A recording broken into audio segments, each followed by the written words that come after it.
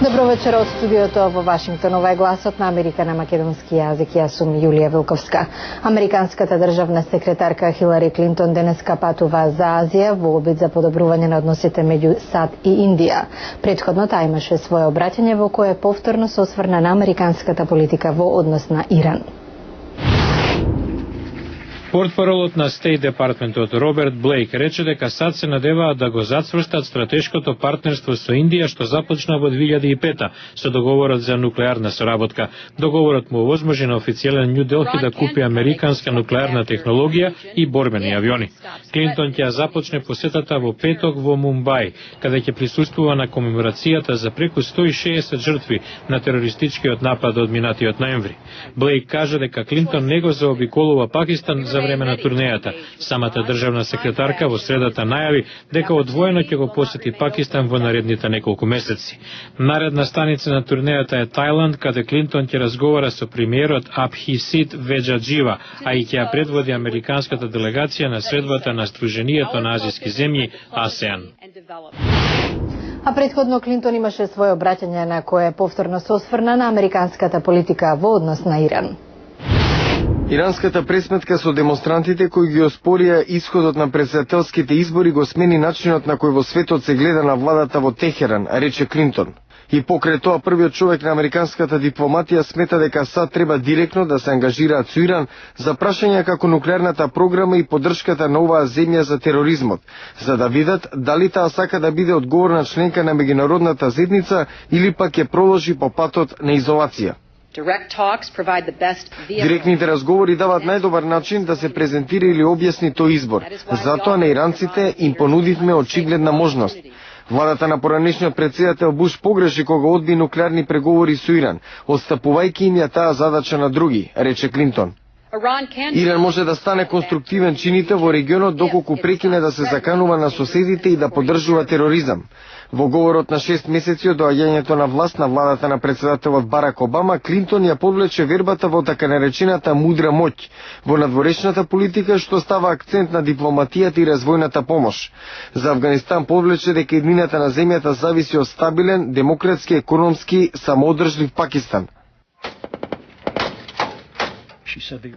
САД се борат против Талебан во Авганистан, бидејќи ја заштитува Ал-Каида, рече Клинтон, но ние и афганистанските сојузници сме подготвени да поздравиме секој поддржувач на Талебан кој ќе се откаже од Ал-Каида, ќе го положи оружјето и е подготвен да учествува во слободното и отворено општество, втемелено во афганистанскиот устав. Државната секретарка го спомена и обновениот напор на владата на Обама за решението на израелско-палестинскиот судир. Го повтори повикот Израел да запре со градење на доселенички населби, а палестинците да ја подобрат безбедноста. За Северна Кореја, Клинтон рече дека владата помага да се организира построг заеднички напор, земјата да се врати на преговарачка маса за својата програма за нуклеарно оружје.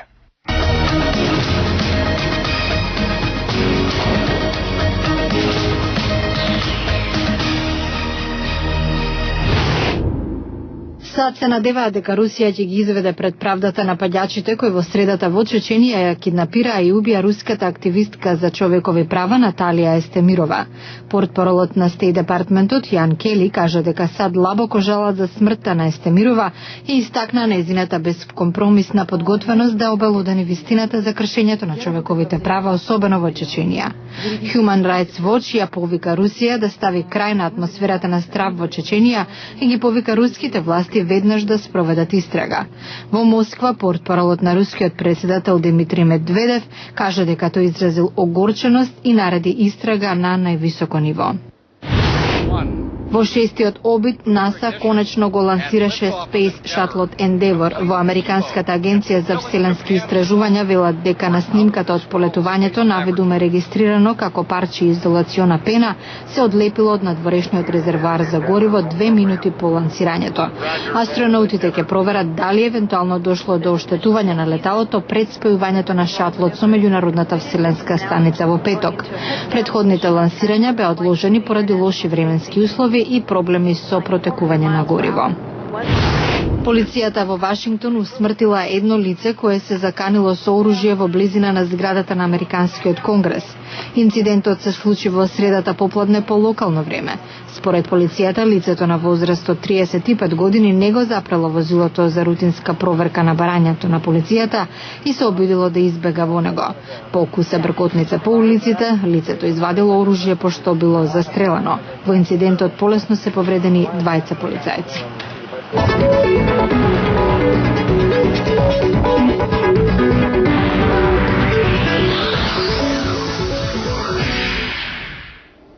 Во услови на највисоко ниво на невработеност во последниве 25 години, постарите луѓе во САД велат дека е се потешко да најдат нова работа заради конкуренцијата од помладата работна сила.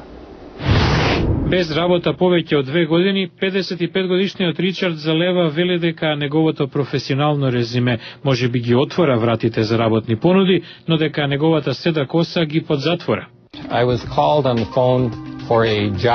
Бев повикан на разговор за работа и случајно наслушнав дека човекот кој ме пречека на својот претпоставен ме представи како постар кандидат со седа коса со кој мора да разговараме. Приказната на Залева не е нешто невообичаено. Сузана Розенде, специјалист графичар, има 41 година. Вели некои работодавци не се не обидуваат да ги сокријат предрасудите.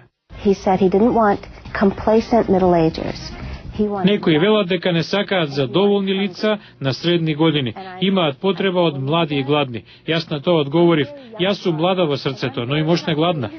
И покрај тоа што е подготвен да работи за помалку отколку што претходно заработувал, 55 годишниот Ален Маг вели дека работодавците му кажале дека е преквалификуван за местото.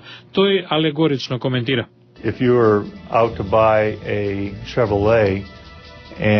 Ако сакате да купите Шевролет, а за истата цена некој ви нуди Кадилак, зарем не би го купиле?